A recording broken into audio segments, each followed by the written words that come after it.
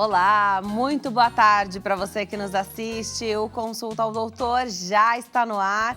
Hoje a gente fala sobre sedação odontológica, tem ainda bate-papo sobre os prejuízos a longo prazo do uso excessivo de telas e tem ainda uma entrevista sobre mitos e verdades sobre a lipoaspiração.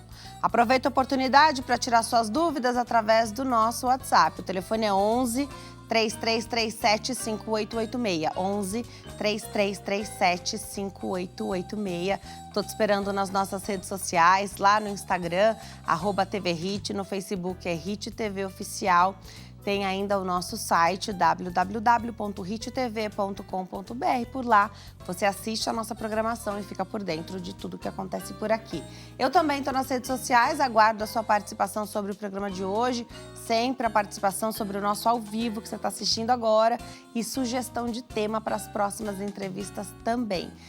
@Denise Luque no Instagram e facebook.com/Denise Luque. Começa o programa de hoje falando sobre a sedação odontológica. Ainda pouco falada, mas uma excelente oportunidade da gente abordar esse tema. A nossa convidada é a doutora Patrícia Galli, dentista, especialista em cirurgia bucomaxilofacial, também especialista em implantes e reabilitação oral. Doutora, obrigada por ter vindo, é uma alegria te receber aqui. É um prazer estar aqui e poder falar de um tema tão relevante e desconhecido ainda. É verdade. Eu acompanho, tenho a oportunidade de acompanhar muitas clínicas, muitos dentistas. E vocês têm cada vez mais falado sobre isso, porque tem muita gente que não vai ao dentista por medos, traumas, ou de repente tem alguma coisa aí por fazer e não sabe que tem hoje sedação. A gente vai entender que sedação é essa, porque sempre teve e tem a anestesia do dentista, né? Mas que tipo de sedação é essa que a gente vai falar hoje? Então, as pessoas confundem um pouco a sedação com a anestesia intraoral, a anestesia para o tratamento. A sedação é indicada para aquelas pessoas que têm pânico, têm pavor, que não sofrem muito antes de um procedimento odontológico e acabam postergando o atendimento. Com a sedação, o que acontece? A pessoa se sente mais confortável. Depois eu vou falar dos tipos de sedação, mas por exemplo, com a sedação comum do dia a dia com o óxido nitroso, que eu vou explicar a seguir também, a pessoa se sente confortável, não sente, por exemplo, a introdução da agulha, ela não percebe, ela fica... Nem da agulha da anestesia ela não do consegue dentista. Perceber. O que é a sedação? Ela, com óxido nitroso, por exemplo, é um gás que você inspira através de uma máscara nasal. Esse gás ele é inspirado, vai para o pulmão, através do pulmão, pela circulação, ele vai chegar até o cérebro, na parte do córtex cerebral e vai fazer uma depressão leve do sistema nervoso central. Com isso, o medo, o pânico desaparecem, a pessoa se sente confortável e faz uma analgesia também, porque ele faz essa depressão do sistema nervoso. E a gente consegue realmente realizar o tratamento, a pessoa não dorme, não fica inconsciente. Para a pessoa perder a consciência é uma sedação mais profunda, é um outro tipo de sedação. Com óxido nitroso a pessoa se mantém consciente, responsiva, ela responde aos comandos, porém ela está muito relaxada. Então é o que vocês chamam de sedação consciente. Sedação consciente é essa sedação com óxido nitroso, onde eu falo com a pessoa...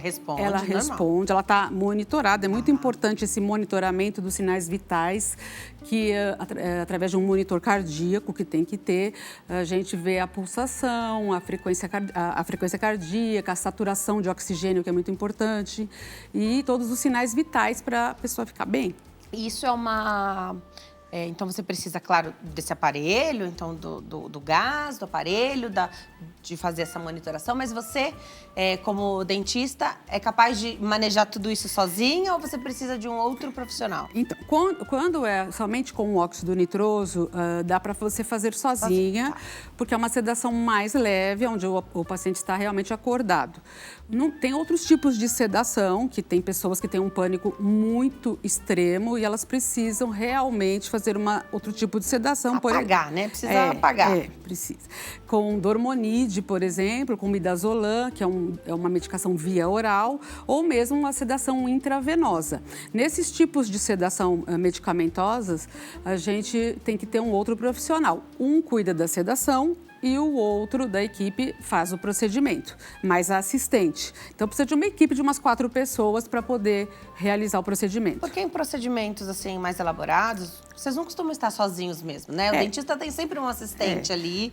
No meu caso, eu faço bastante cirurgia, eu sou cirurgiã e... Aliás, o cirurgião bucomaxilofacial é o dentista que está mais no hospital, que faz cirurgias maiores, assim, né? No hospital já é um caso com anestesia geral, né? Onde vai ter um tubo, é uma outra situação. Mas nesse caso que a gente está falando é do consultório mesmo. Todo o caso de consultório para, por exemplo, pacientes que não têm medo, mas é uma cirurgia grande. Por exemplo, colocação de 8 implantes na maxila, enxertos maiores, que dá para fazer em consultório.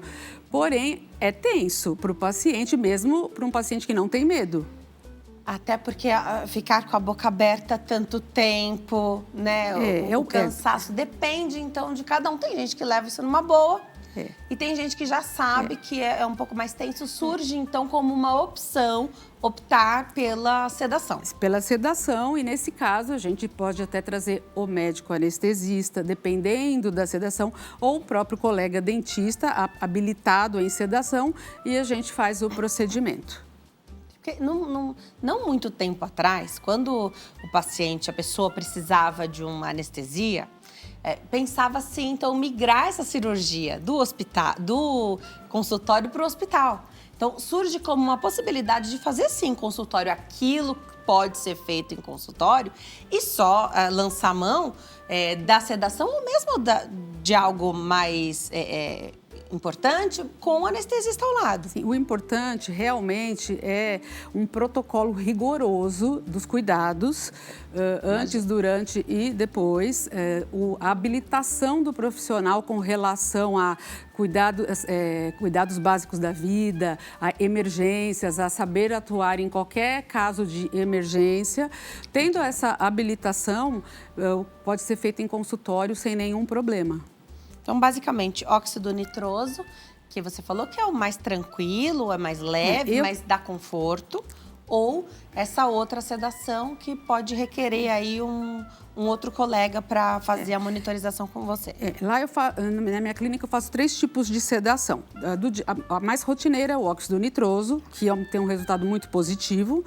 Uma segunda modalidade de sedação é o óxido nitroso, mais a medicação via oral, combinado, que é um ansiolítico via oral, um indutor do sono, que também ajuda bastante. Nesse caso, o paciente ele faz uma amnésia.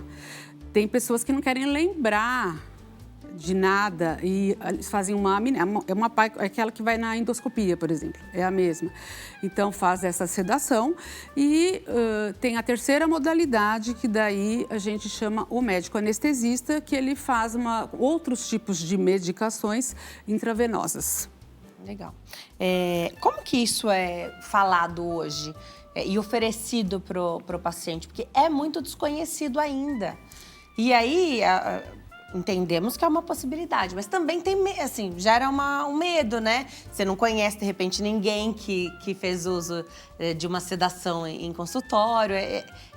É difícil de fazer essa parte, ainda que assim, já existe há um tempo, mas para o público leigo, para a gente se familiarizar, tá no começo ainda, né? Mas as pessoas que têm medo, elas vão no Google e põem odontofobia, medo de dentista com sedação, elas já conhecem e elas nos procuram.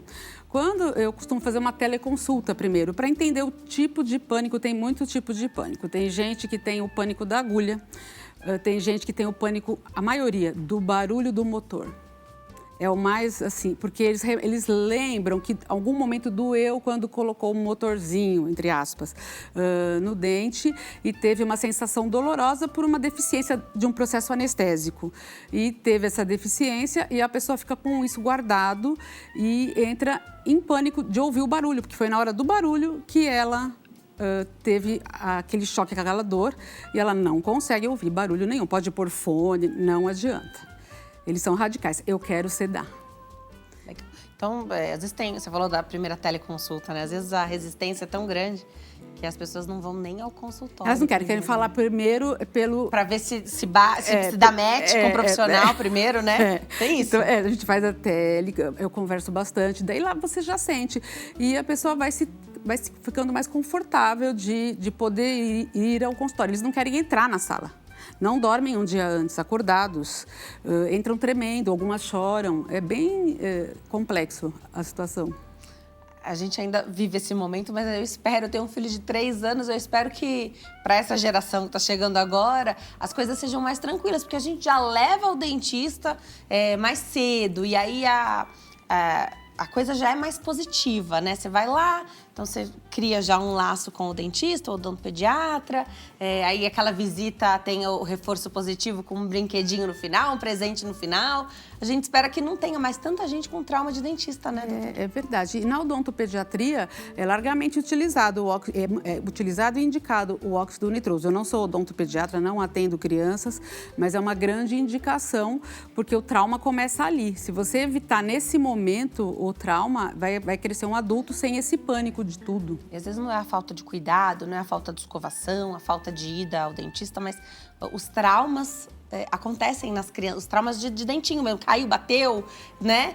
Eles acontecem, aí às vezes você precisa lançar a mão de algo que é mais complicado numa criança para não gerar esse trauma, então teria a possibilidade de usar também, legal. Outra indicação muito importante é pacientes especiais, síndromes de Down, algumas síndromes, onde realmente é inviável o atendimento sem uma sedação.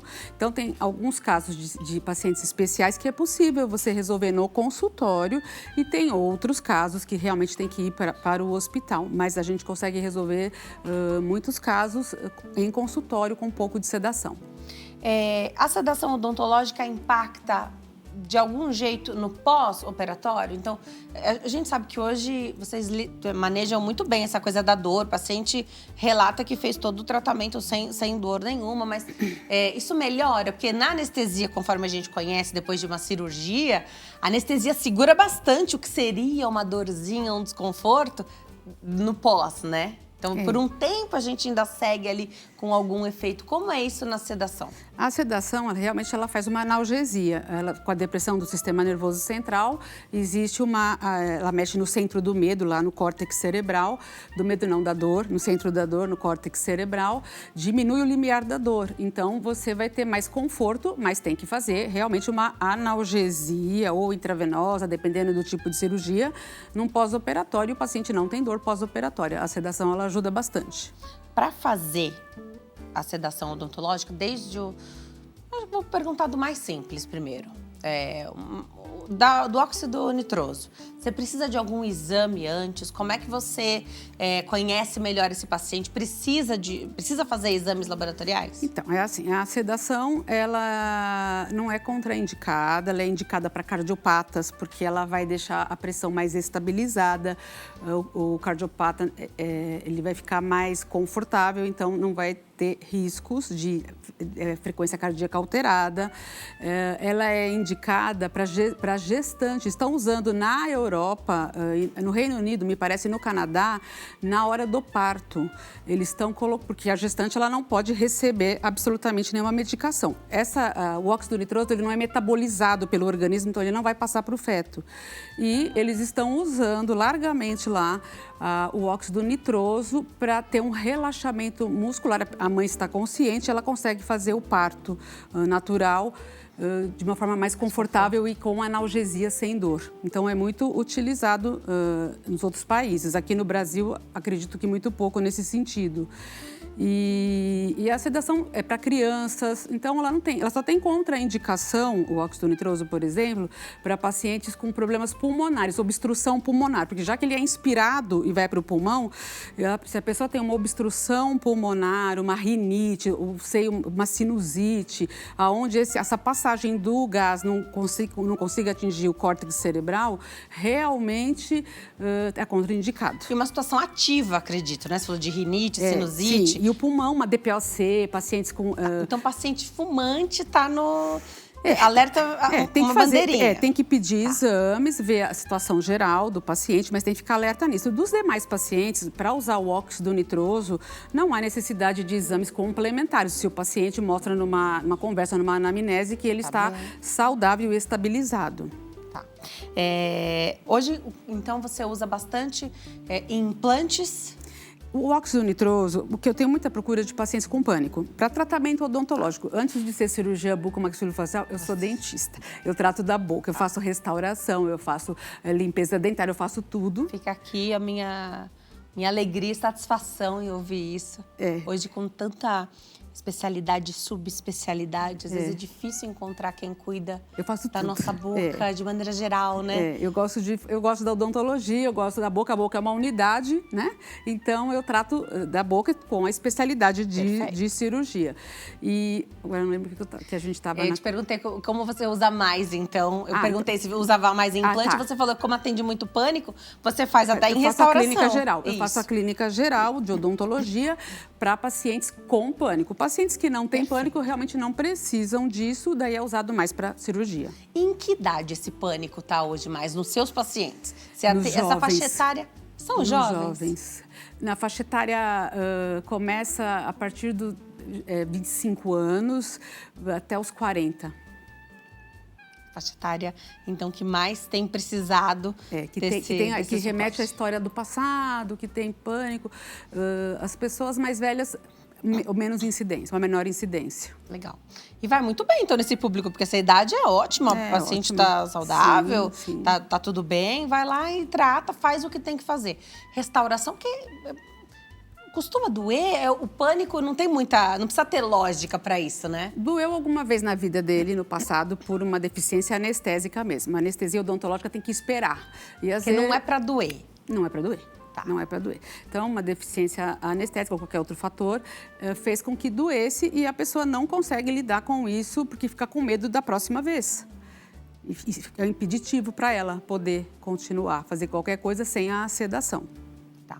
Você falou, a gente sabe que gestante pode e deve fazer tratamento odontológico, a boca tem que estar em dia, fazer um pré-natal odontológico. A gente já teve a oportunidade de conversar aqui, doutora, sobre esse tipo de falar sobre isso, então, desse momento da vida da mulher, da gestação, que isso evita até parto prematuro, né? Que é super importante. E aí, mas grávida pode tomar anestesia? Tem a anestesia odontológica para gestante. Tem uma sem vasoconstritor. Legal. É uma anestesia especial.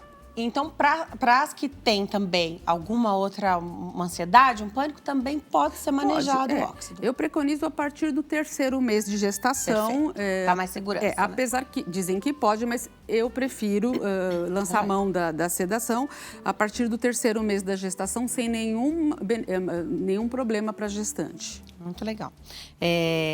E nos procedimentos mais elaborados, não está nessa faixa etária que você falou que usa mais para odontologia geral, né? Isso. Mas vai muito bem em casos maiores, de repente? Vai, sisos, por exemplo. Eu faço bastante cirurgias de dentes do siso. E o paciente é jovem, ele não está preparado ainda para aguentar o estresse de uma cirurgia de siso. A gente tem que estar com o couro grosso, que eu falo, para aguentar as coisas quando está mais velha. Então, é muito indicado com o nitroso. Eu faço todas as cirurgias de siso lá, são com óxido nitroso. Dá para fazer a extração dos 4 sisos na mesma cirurgia? Então, possibilita isso, né? Possibilita. A questão dos 4 sisos na mesma consulta tem a questão de alimentação depois, de edema. Depende do tipo de siso também. Então, eu preconizo também fazer por lado direito, depois de um mês, o lado esquerdo, para poder mastigar, ficar bem. Ter uma rotina de vida mais normal depois. E eu tô aqui pensando, para quem realmente não encara, não gosta nem de entrar no consultório odontológico, até para fazer limpeza, a maioria para fazer a limpeza. As pessoas têm sensibilidade no dente, por retração da gengiva, por vários fatores. Então, bate a aguinha, dói. Então, a pessoa tem aquele pânico de sensibilidade. Com a sedação de óxido nitroso, como faz a analgesia, né? Chama sedação analgésica também, você faz a profilaxia, a limpeza, remove o tártaro com ultrassom sem dor nenhuma. Então, a pessoa começa a voltar para o seu consultório e fazer o tratamento. Que legal. Muito bom. E aí, a partir do momento que acabou ali o procedimento, você ali para o gás e a pessoa tá ótima, acordada, vai embora para casa, vida normal? Sim, vai para o trabalho? Sim, é uma sedação de eficiência muito rápida e, como não é absorvido pelo organismo, o gás, assim que você reverte e deixa 5 minutos de oxigênio puro, a pessoa já tá, aquele gás é todo expelido e volta ao seu estado normal. Muito bom saber. Vou deixar os contatos aqui da doutora. Lá no Instagram é @clinicapatriciagali. @clinicapatriciagali. Tem o WhatsApp que é 11 993 18 90 14, 11 993 18 90 14. E o site é www.clinicapatriciagali.com.br. Doutora, adorei te conhecer. Volte mais vezes. Foi um prazer, estou à disposição para conversar sobre Adorei vários temas de odontologia. Parabéns pelo seu trabalho. Obrigada. De novo, aqui fica a minha alegria e satisfação em saber aí que você atua de maneira geral, cuidando da saúde bucal das pessoas. De tudo. Obrigada, viu? Obrigada a você. Volto sempre. A gente vai para o intervalo. No próximo bloco, o bate-papo é sobre os prejuízos a longo prazo do uso excessivo das telas. Você já parou para pensar nisso? Até já.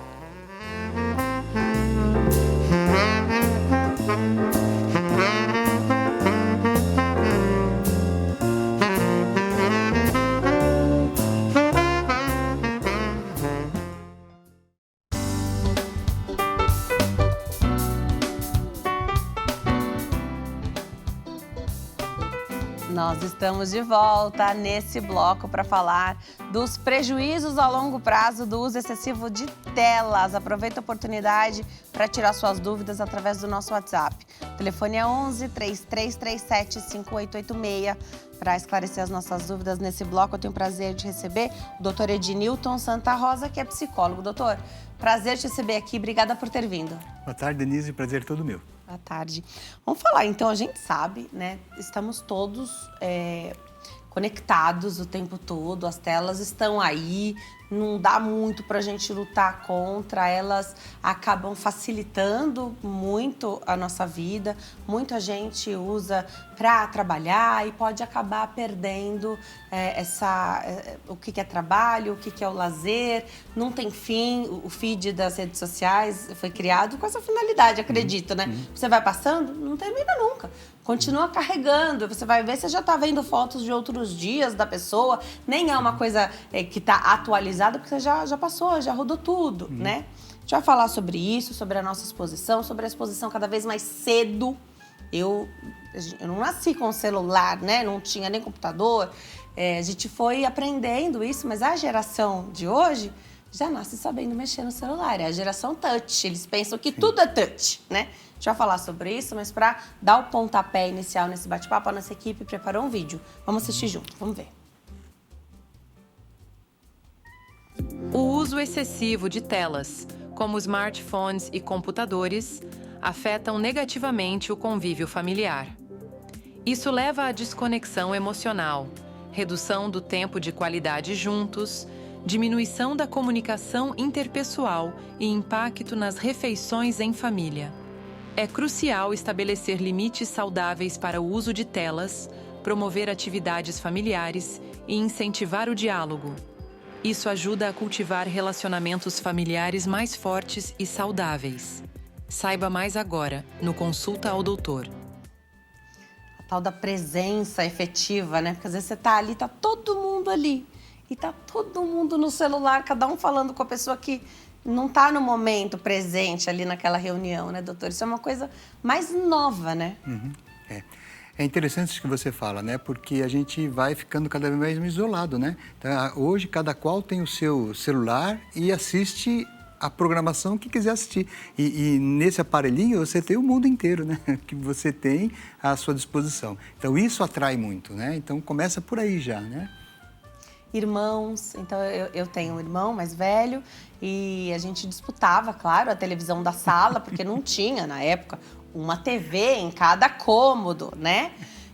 E aí a gente tinha que convencer o irmão que, olha, agora vamos assistir esse, depois eu assisto com você o outro, né? Até essa coisa saudável de você defender, de fazer a sua defesa, de mostrar para o outro que também vai ser bom ele te acompanhar naquele momento, que depois você faz para agradar, porque o relacionamento é isso, né? Você cede um pouco você recebe, a gente acaba perdendo essa habilidade de ficar todo mundo muito mimado, né? Porque se você não quer assistir o que eu quero, eu pego meu celular, eu assisto o que eu quiser. Acaba perdendo em relacionamento, né? A gente vive num momento de muitas possibilidades, né? Eu costumo dizer que antigamente você ia numa sorveteria, você tinha 3 sabores de sorvete, né? Então você tinha lá coco, chocolate e morango, sei lá, né? Então você ia, a sua dúvida era pequena de escolher, se não gostasse na outra vez. Agora você vai, hoje em dia você tem 80, então assim, né? Atualmente a gente tem uma quantidade muito grande de opções e possibilidades. Então isso vai fazendo com que as pessoas elas se isolem mesmo, né? Bom, então se você não quer o que eu quero, eu vou lá, pego o meu e pronto. E essa ideia, né? Para a questão do celular, também acaba se repetindo, né? Da mesma maneira, né? Que é como você falou, na minha época também, né? Quem detinha o poder tinha o controle remoto na mão, né? Isso aí, se os pais estavam juntos ali na sala e tinha esse momento de televisão na sala, família junta. Isso né? mesmo. Hoje não tem mais. Hoje não tem, né? E assim, né? Você vê, quando a gente sai, você vai num bar, mesmo assim, né? Você vê casais, muitas vezes, cada qual com o seu celular, olhando, né? Enfim, esse distanciamento, ele já vai acontecendo antes dos filhos, né? O casal já, na atualidade, né? Ele já entra nessa dinâmica, né? Então, aí, quando vem os filhos eles já vão, porque na verdade é isso, né? A criança, ela absorve o seu ambiente. Então, tudo que acontece na família, tudo que acontece com os pais, isso vai reverberar certamente na criança, né? Então, a criança, ela já vê os pais o tempo todo com o celular, então, ela vai desenvolvendo esse fascínio, né? Então, isso tende a reproduzir, né? A mesma situação. Que o exemplo é o mais forte, né? Não adianta você falar, se você não fizer, a criança ela não acredita em você se você não é o exemplo, né? Uhum. Tem que ser como exemplo. Você, já por ser o pai e a mãe, você já é o exemplo, né? Então ele está olhando, bom, se o meu pai e minha mãe estão fazendo, eu vou fazer também. E não existe mais aquela coisa de antigamente, faça o que eu mando e não olhe o que eu falo. Hoje em dia não tem mais isso, né? Então, a criança, ela vai ver, ela vai validar, né, aquele comportamento nos pais mesmo. Os pediatras falam do uso de telas, então 0 telas até determinada idade, depois você vai controlando. Acho super válido. Entendo também que para quem não tem ajuda possa ser mais difícil, que muitas mulheres que cuidam sozinhas de seus filhos, precisam também ali de 5 minutinhos para fazer, né, qualquer coisa e deixam a criança ali em segurança, às vezes estão observando, mas precisam desse tempinho e deixam nas telas. Mas a minha preocupação é que normalmente não são só 5 minutinhos. Exatamente. E o tempo passa rápido demais na rede social, né? Tem hoje alguns inibidores ali de tempo que te dão aviso, é hora de dar uma pausa, né? Você já está aqui há tanto tempo. Acredito que seja válido, queria que você falasse um pouquinho como é que a gente está no momento que, assim, já exagerou. Agora precisa fazer um desmame, precisa retroceder, que é mais difícil do que ensinar a moderação, né? É como a questão da alimentação. Se você exagera, ganha muito peso, é mais difícil você retroceder, mais fácil é fazer o início correto, né? Sim. Então, veja, a própria evolução, né, da tecnologia, ela foi levando a essa situação de coisas, né? Então, assim, eu sou da época...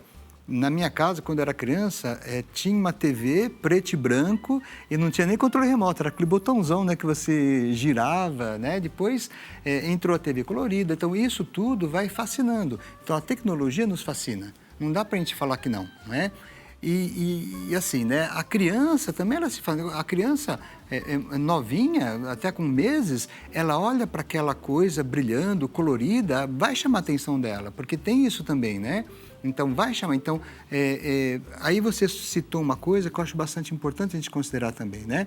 Que é o dia a dia daquela mãe, daquele pai, que muitas vezes ela precisa olhar o arroz naquela hora e ela fala, eu vou deixar só uns 5 minutinhos, né? Para ele assistir, para ele ficar aí quietinho, para terminar de fazer a comida que eu estou fazendo. E isso vai se transformando num hábito, né? Então, 5 minutinhos para terminar de fazer, mais uns 5 minutinhos. E o que você falou é perfeito. O tempo nas telas, ele é muito rápido, né? Ele é muito rápido.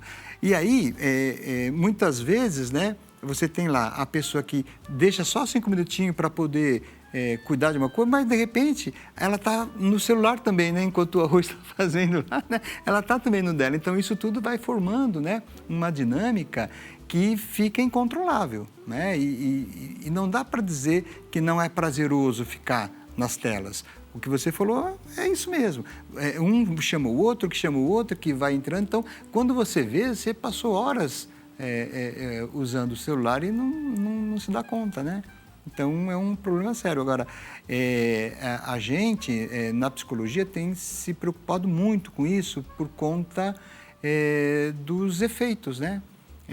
Fundamentalmente nas relações e na própria maturidade emocional da criança, né? Então, claramente percebe uma criança na escola que usa celular e, por incrível que pareça, tem muitas crianças que os pais não dão mesmo, né? Eles faz questão de não dar. Eu conheço muitos, né?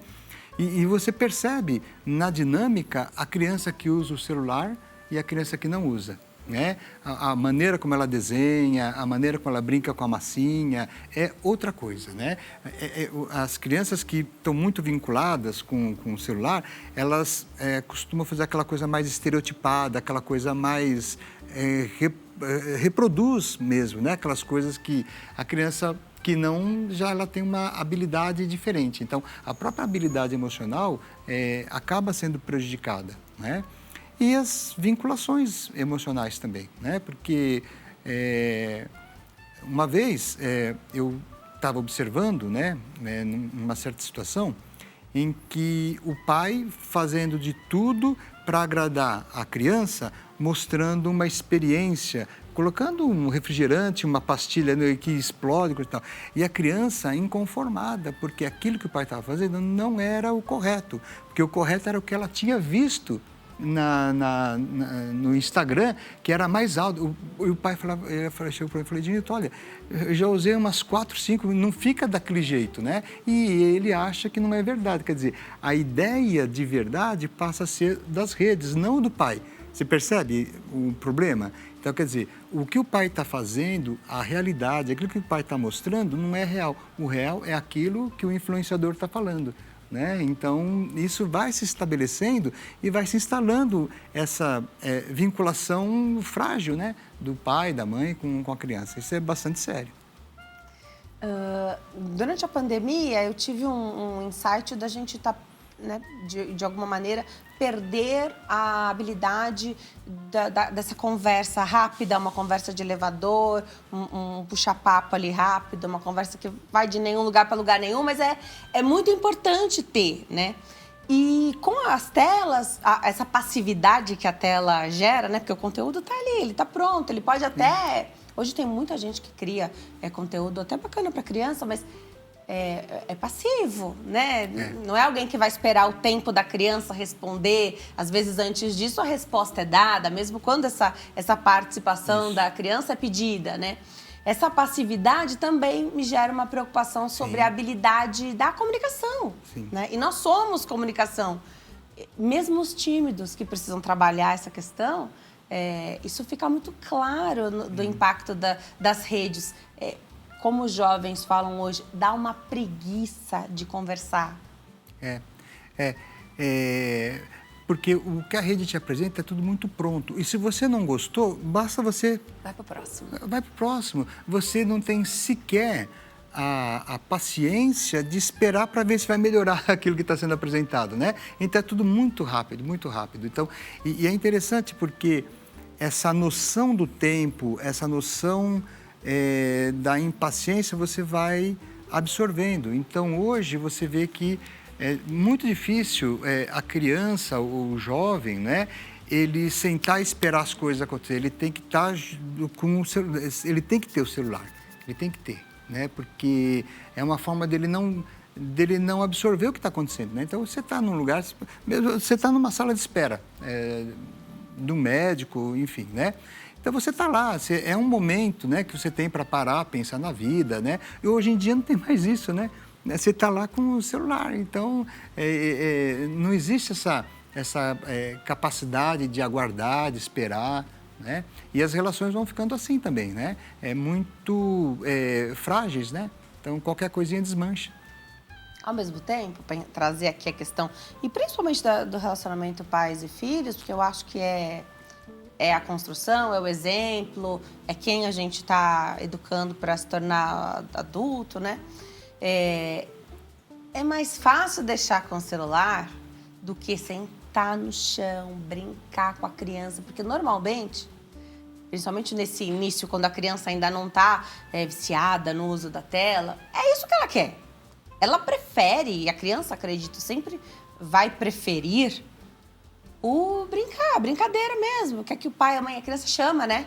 Senta aqui, reproduz como é na escola, né? Todo mundo sentado aqui, aí precisa ir, os pais, a criança tá lá, né? Entender a dinâmica ali da brincadeira que a criança tá propondo. Mas aí você tem que sentar no chão, você tem que deixar o celular, você tem que brincar com uma criança, brinca, né? Você tem que esperar ali a resposta. Naquele momento, de repente, a criança tá brincando que ele ou ela que é o professor, você é o aluno, né? E isso dá trabalho, porque educar dá trabalho. E tem uma coisa, além disso que você fala, né? Que, principalmente os pais mais jovens, eles acreditam que é assim mesmo. Eles têm clareza de que eu ouço... Porque assim, né, no consultório a gente acaba recebendo muita situação que envolve esse uso demasiado da tela, né? E os pais falam, não, mas a gente acha que é importante que ele use o celular porque mais para frente ele vai ter que usar, ele vai ter que aprender. Mas, quer dizer, a pessoa faz, né? Depois que a gente orienta, que ela fala, pô, não sabia, né? Às vezes, na tentativa de ajudar a criança a se adaptar ao mundo, os pais acabam também, né? Então, é um problema, porque eles fazem porque eles acreditam que tem que ser assim mesmo, né? Faz porque acredita que tá certo, porque faz pra acertar, isso, não faz exatamente. pra errar. Só que depois perde a mão. Não, aí perde a mão, porque isso é muito sedutor. É muito, sabe, ele te chama muito. Se a gente não toma cuidado, você fica o tempo todo, né? No almoço, no jantar, no café, você tá lá o tempo todo. Quantas vezes que a gente para olhar no celular se tem mensagem, imagina a criança, né, que não tem essa noção, ele já não tem noção de tempo mesmo, né? E com esse senso de urgência que tem hoje nas redes sociais, eu não posso perder, o medo de perder a notícia, e nem é uma notícia, é o que o amigo está fazendo naquele momento, né? Não é uma coisa de fato importante, é curiar a vida do outro. Porque a criança, porque às vezes os pais, eles estão no celular, até por conta dessa questão de home office, né? Então ele está lá, está usando, enfim, mas só que a criança vê, ela não consegue distinguir se o pai está usando para trabalho ou não. E se ela tem, acho que um problema é quando você, muito cedo, você dá para a criança o celular, né? Que aí ela não tem, ela vê, então ela associa aquilo como algo que tem que acontecer. Agora, uma pergunta que eu acho bem importante pontuar. Muitas famílias, claro, têm a possibilidade de oferecer a tela para o filho.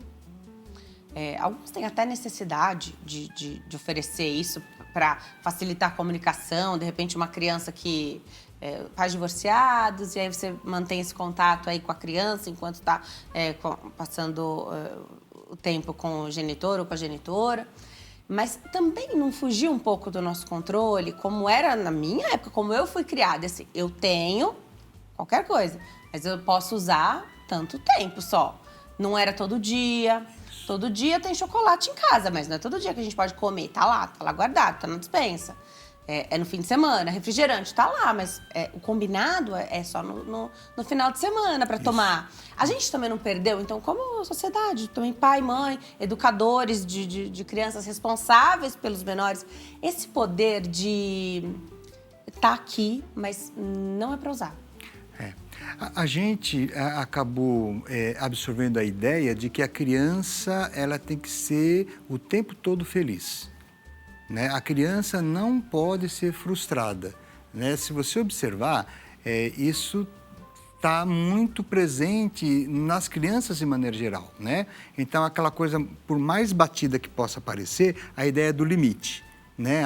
Então, é muito difícil dar limite, porque a gente olha para a expressão da criança triste, a gente não aguenta, você vai lá e dá, né, a coisa, né? Então, muitas vezes, os pais eles acabam não conseguindo estabelecer esse limite por conta dessa ideia que se estabeleceu de que a criança acaba sendo o centro, né, da própria família. Então, é a criança que decide para onde vai viajar, é a criança que decide onde que eles vão passear. Então, isso tudo vai ficando misturado com essa questão do uso das telas. Então, no final das contas, os pais que não conseguem dar os limites para que o filho possa utilizar o seu aparelho, né, é a mesma coisa daquele pai que não consegue dar limite para a criança na relação com os mais velhos, enfim, né? Então, isso está muito, muito vinculado.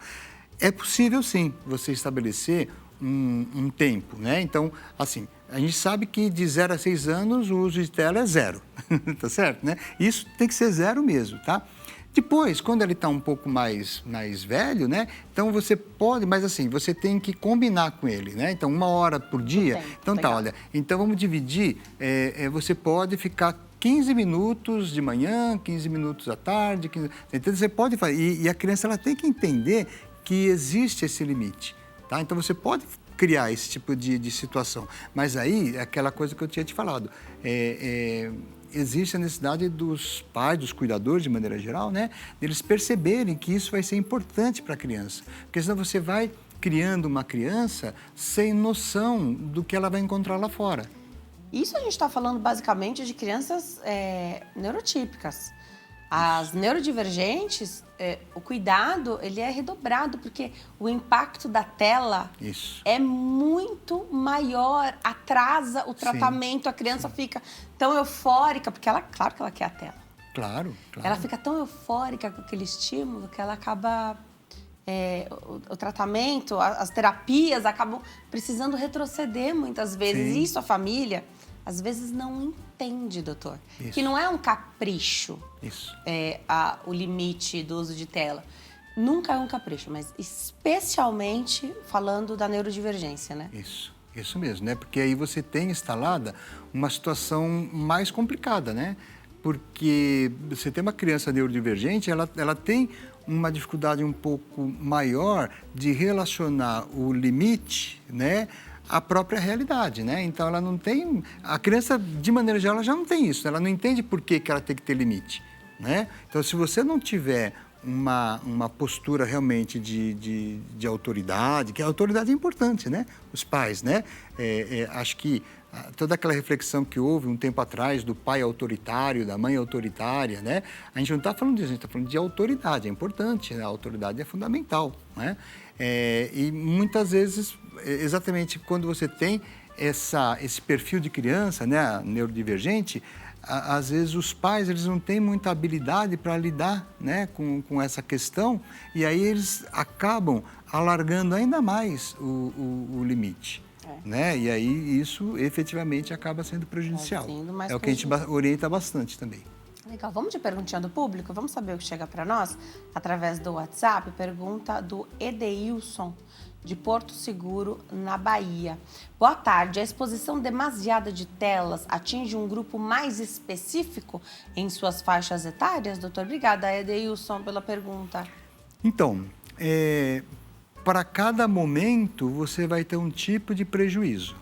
Então, se a gente fala de uma criança muito nova, ela vai ter uma dificuldade maior de fazer a relação daquilo que ela está vendo com a própria realidade. Se você pega um jovem, né, ele vai ter dificuldade de se vincular aos outros jovens, porque é muito mais fácil ele ficar... às vezes eu ouço muitas vezes falar, mas antigamente as pessoas mais tímidas e agora a pessoa mais... Tá, tudo bem, mas a pessoa mais tímida, ela tinha que enfrentar, né? Agora ela acaba se apegando, né, naquela questão e tem mais dificuldade de avançar, né?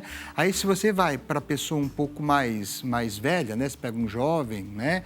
Ele está tão vinculado que, por exemplo, ele está na faculdade, ele não consegue pensar na possibilidade de fazer um trabalho sem olhar alguma coisa que já está pronta, né? Ainda mais hoje em dia com essa coisa da inteligência artificial, né? Isso, né, acaba intensificando mais ainda. Aí você pega um pouco mais, a faixa etária um pouco mais velha, né? Aí você pega as pessoas, os casais, a pessoa com família, né? Isso, o que tem trazido de problema na relação de casais, essa questão do celular é muito significativo, né? No meu consultório, que eu atendo casais, eu tenho recebido muita gente com essa queixa. E aí vai, né? Aí você pega um pouco mais, um pouco mais adiante, né? Aí você tem as pessoas mais idosas, né? Que sofrem porque elas não conseguem, e ela sofre uma exclusão de verdade, né? E mesmo que ela não queira, ela é obrigada. Às vezes tem um convênio médico que só é possível pelo aplicativo. Olha, para entrar no shopping perto da minha casa agora, você tem que ter a placa do carro cadastrada no aplicativo do estacionamento. Então vai fica atingir, difícil, né? Então, quer dizer, vai atingir de maneira diferente as diversas faixas etárias. Agora, com certeza, atinge todo mundo e de maneira prejudicial. Por isso que a gente tem que tomar bastante cuidado. Legal. Mais uma perguntinha do público. Vamos colocar na tela, por favor? Sua participação é sempre muito bem-vinda pelo WhatsApp. Gilberto, aqui de São Paulo. Boa tarde a todos e parabéns por mais um tema importante. Obrigada, Gilberto. Existe alguma idade ideal para que a criança tenha o primeiro telefone celular? Obrigado. Gilberto, obrigada mais uma vez pela sua pergunta, doutor.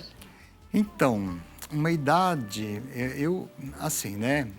Eu penso que não existe uma idade ideal, existe uma idade que não é aconselhável. Então, por exemplo, quando a gente fala que de 0 a 6 anos é zero, então certamente você não vai dar um telefone, né, para a criança com essa idade.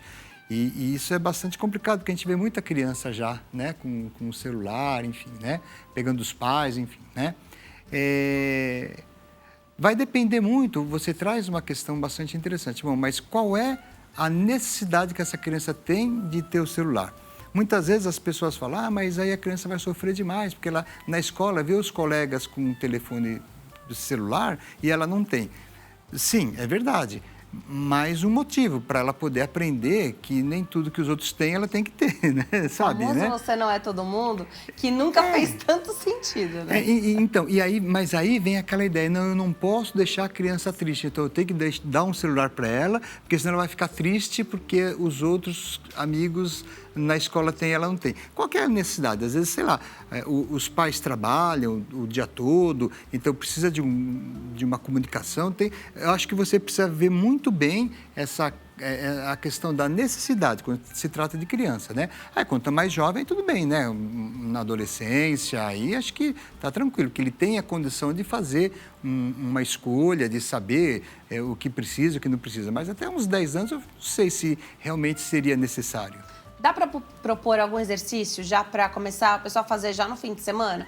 Algum exercício para a família que já está aí, todo mundo, cada um tem sua tela. Está estabelecido, já tem o caos estabelecido, doutor. Já não é mais como a OMS sugere que seja, todo mundo exagera, todo mundo sofrendo com estresse. A família tentando fazer, de repente, aí um detox de um fim de semana, às vezes horas, não consegue. E entendendo nesse bate-papo o quanto é importante dar esse exemplo também, especialmente para quem tem criança em casa. Dá para propor um exercício? Dá. Eu vou falar de um exercício que eu costumo usar quando eu trabalho com família, né? E que tem essa dificuldade de deixar o celular por algum... Eu costumo dizer o seguinte, olha, você vai combinar... tem que ser aos poucos, né? Porque se você tentar fazer uma coisa de imediato, você não consegue, tem que ser aos poucos. Então, você vai escolher um dia da semana, nesse dia você vai desligar todos os aparelhos que você tem na sua casa por 15 minutos apenas, não pode ser menos nem mais, é 15 minutos. Você tem que falar, vai ser no domingo, às 3 horas da tarde. Então, todo mundo, no domingo, às 3 horas da tarde, desliga e vai fazer uma atividade em conjunto. Vai fazer um desenho todo mundo junto, ou vai jogar um jogo simples, sabe? Um pega-vareta, um quebra-cabeça, montar. Deu 15 minutos, para o que você está fazendo, aí você liga de novo os aparelhos. Você vai fazendo isso, então você começa com um dia, então um dia por semana, no domingo... 15 minutinhos. 15? Não pode ser mais. Tem que ser 15, porque vai começar a dar uma aflição, você sabe que no máximo é 15 minutos. Se você tentar fazer mais, não dá certo, tem que ser 15. Aí faz isso por umas 4 semanas. Depois de umas 4 semanas, aí você vai ampliando. Ao invés de fazer só um dia, vamos fazer 2 dias. E aí você vai ampliando. Quando você vê, você consegue perceber que há possibilidade de vida sem as telas, né? Mas tem que ser muito devagar, viu? Tem que ser bem devagar e aos poucos. Vou deixar os contatos com o doutor, mas quando você fala que há possibilidade de vida sem as telas, tanto tempo a gente viveu sem as telas. E o medo é a criançada, que não tem uma vida sem telas. Ainda que elas não tenham a tela, elas estão vendo a gente usar uma tela, né? Isso mesmo. Então, talvez para elas, se a gente não começar cedo a mostrar isso, talvez para elas não consigam enxergar que tem vida sem tela. Perfeito. A gente sabe que tem. Claro, né? E claro. tinha muita paz. Isso. Ninguém encontrava a gente se a gente de fato não quisesse que nos encontrassem, Isso, né? exato. Aí hoje tudo mudou. Vou deixar os contatos e você está convidado a voltar, doutor. Sim, com certeza. Tem o Instagram fsa.oficial, também o Instagram do doutor, @edniltonsantarosa, e o site edniltonsantarosa.com. Volte sempre, doutor. Muito obrigado. Obrigada, viu? A gente vai para o intervalo no próximo bloco. O bate-papo é sobre lipoaspiração, mitos e verdades. Estou te esperando. Até já.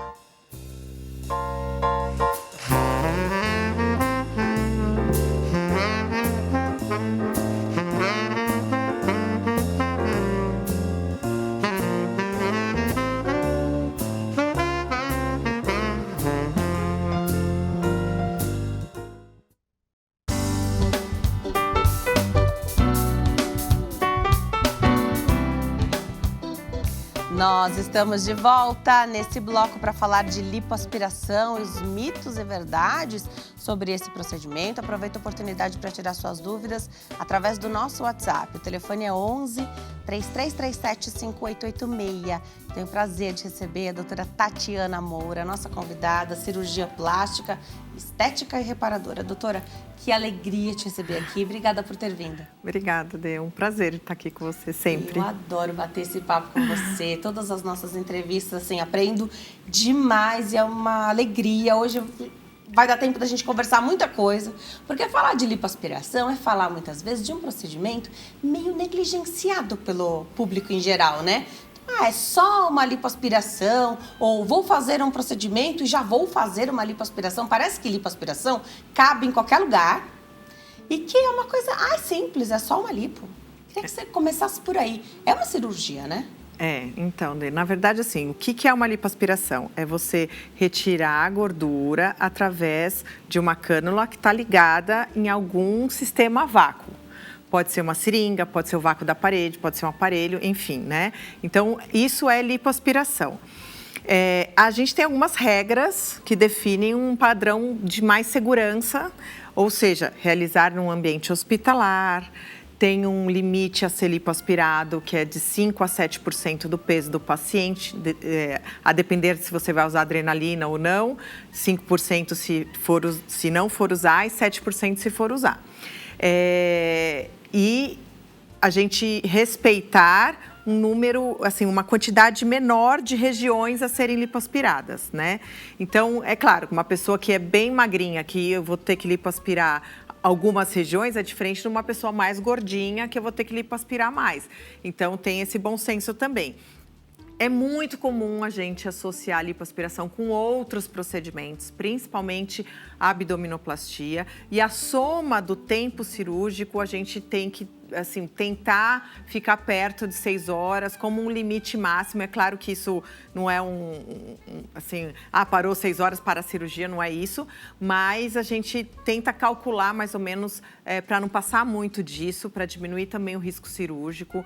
E o que eu acho, assim, o mais triste, na verdade, para nós que somos cirurgiões plásticos, é que a lipoaspiração, ela é vista, assim, como algo que pode ser feito num consultório, por uma pessoa não médica, muitas vezes, ou por um médico não cirurgião plástico, né? E a gente, às vezes, pega muitas sequelas disso. Às vezes, sequelas tardias, de lipoaspiração que foi feita de uma forma irregular e deixou fibroses, retrações, mas às vezes as sequelas imediatas de hematoma e que vai para o hospital e aí tem que chamar o cirurgião plástico. Então, assim, a lipoaspiração é um procedimento seguro, desde que sempre obedecida essas regras que eu falei. Né? Do tempo, da porcentagem, do ambiente, da equipe que vai realizar o procedimento, né? Só para você ter uma ideia, até fui dar uma pesquisada para a nossa conversa aqui, dos riscos, né? E assim, comparando a cesárea, que é uma cirurgia aqui no Brasil feita, né, muito corriqueiramente, o risco de morte materna numa cesárea é 100 vezes maior do que numa lipoaspiração. Então, assim, é uma diferença muito grande, né? E da cesárea, 20 vezes maior que do parto normal. Então, assim, é claro que a mulher está grávida, está numa outra condição de saúde, né? Cheio de hormônios e tal, tem uma outra vida, tem risco de sangramento. Eu não estou comparando a técnica cirúrgica, só estou comparando que uma cirurgia da qual ninguém questiona risco e uma cirurgia que todo mundo questiona risco, entendeu? Então, assim, eu acho que tem que questionar, porque isso favorece quem se formou adequadamente, favorece quem faz as coisas de uma forma mais correta, né? Então, eu gosto que as pessoas questionem o risco, mas eu acho que as pessoas têm que entender também que a lipoaspiração, comparando com outras cirurgias de outras especialidades, ela tem um risco bem baixo. Desde que respeitada, né, todas as coisas. Porque, por exemplo, ninguém vai fazer uma cirurgia cardíaca com um ortopedista. Adoro essa comparação. E é justamente isso. Então, todo procedimento cirúrgico tem risco e a gente reduz muito esse risco fazendo com o profissional mais capacitado para um ambiente adequado para aquela execução. Exatamente. Né? Então, risco sempre tem. A própria condição de saúde da pessoa, então, quais são os exames que vão ser pedidos? E essa é uma pergunta que vem bastante, né? Tem sempre que pedir um monte de exames antes? Tem receita de bolo? Você vai avaliar cada paciente e aí saber... Tem idade, a demanda, de repente a pessoa... Comorbidades, né? Perfeito. Pressão alta, diabetes, histórico de trombose. Então, tem várias coisas que a gente avalia, né? E outro aspecto também que vale ressaltar, que, assim, quando acontece uma intercorrência numa lipoaspiração, é notícia, né? Não sempre, lógico, né? Só para as pessoas entenderem, tem muito mais complicação do que aparece na mídia. Claro. Né? Mas quando aparece na mídia, é notícia. Né? Eu mesma sou chamada em programa para falar sobre isso. Sempre te vejo. Então, é notícia. Só que chama atenção que é a lipoaspiração, só que ninguém leva em consideração que aquela pessoa fez abdômen, mama, não sei mais o que, enxertou no bumbum, enxertou no não sei o que, usou não sei o que lá. Então, é um combo de procedimentos, não foi só a lipoaspiração. E, em geral, é assim. É o X-tudo, né? E fez num lugar que não tinha... UTI ou que não tinha estrutura, com alguém que... Só que sai assim, lipoaspiração, né? Foi fazer uma lipo e olha o que aconteceu. Então, assim, o Brasil é o país que mais faz cirurgia plástica no mundo, né? Em 2019, a gente passou os Estados Unidos. E o índice de complicação grave é muito baixo. Continua sendo muito baixo. Apesar de outros profissionais ainda, né, se metendo aí onde não tem informação para isso. Verdade. Agora, doutora, vamos falar você falou que é diferente lipar uma mulher que é magrinha, mas tem a gordura localizada, que é a finalidade da lipoaspiração é essa, né? Queria que você explicasse isso, mas é claro, mesmo alguém que está acima do peso, melhorar o contorno corporal é sempre muito bom, né? Muito bem-vindo. Você não vai propriamente emagrecer a pessoa, porque a gente já aprendeu aqui que lipoaspiração não emagrece, mas melhorar contorno é uma coisa bem-vinda. Agora, pode, não pode, esses limites são diferentes.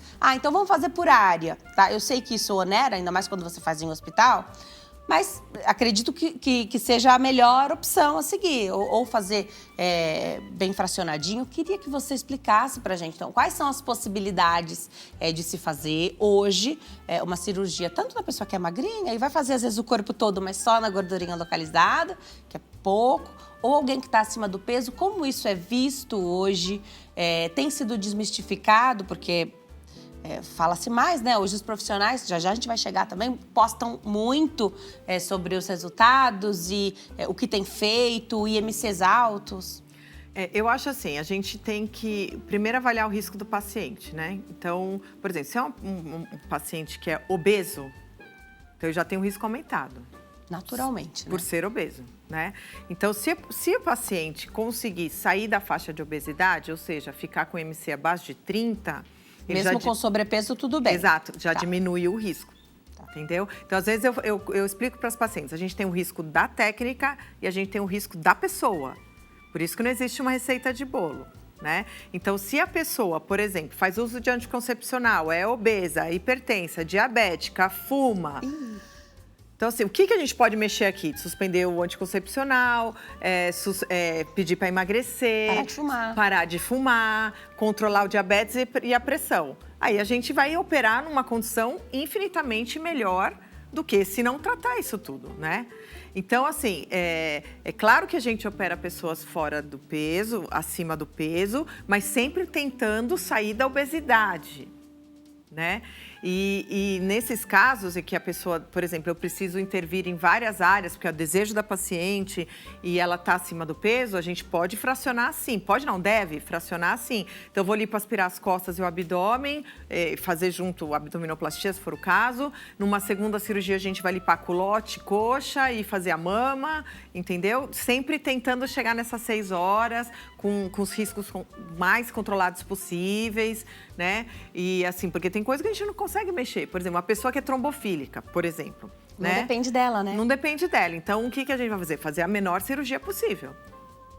Mesmo que tenha que fazer mais de uma vez, né? E sempre conversando com a família, com o paciente, que o risco não é igual de uma pessoa que não tem nada, né? Pede exame cardíaco, risco cirúrgico, avaliação? Cada médico tem a sua rotina, né? Mas eu peço exames laboratoriais sanguíneos, cardiológicos. Normalmente, quando vai fazer a lipo, eu peço um ultrassom da parede abdominal para a gente ver se não tem nenhuma hérnia, nenhuma falha da parede abdominal, né? Que poderia aumentar o risco cirúrgico de perfuração e tal.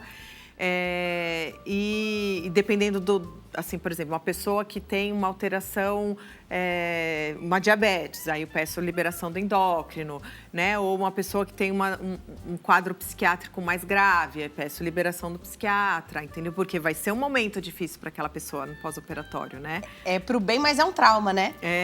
Então assim, tem a recuperação, tem a distorção da autoimagem, o roxo, o inchaço. Então, às vezes, um paciente homem também, que tenha uma ansiedade de difícil controle, uma depressão um pouco mais grave, o psiquiatra tem que estar junto com a gente nesse momento. Às vezes, associar uma outra medicação ou conversar mesmo, né? Terapia e tal, para a gente passar por esse processo da melhor forma possível, né? E hoje fala-se muito, pegando aqui o gancho da lipoaspiração, que é o nosso tema, fala-se muito sobre lipedema.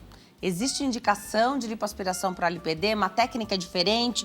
Tem que ter o diagnóstico do lipedema? Ou dá para tratar mesmo sem a pessoa ter ido a um vascular e saber propriamente, olha, um lipedema, tá aqui o CID? Dá. O diagnóstico de lipedema é clínico, né? Tá. Então, assim, normalmente é uma pessoa que tem um acúmulo desproporcional de gordura, principalmente nos membros inferiores, nádegas. Pode ser no membro superior também, mas é menos comum, né? E então tem vários graus, mas enfim, em geral a imagem é de uma pessoa que é magra em cima e bem gordinha, mais gordinha embaixo.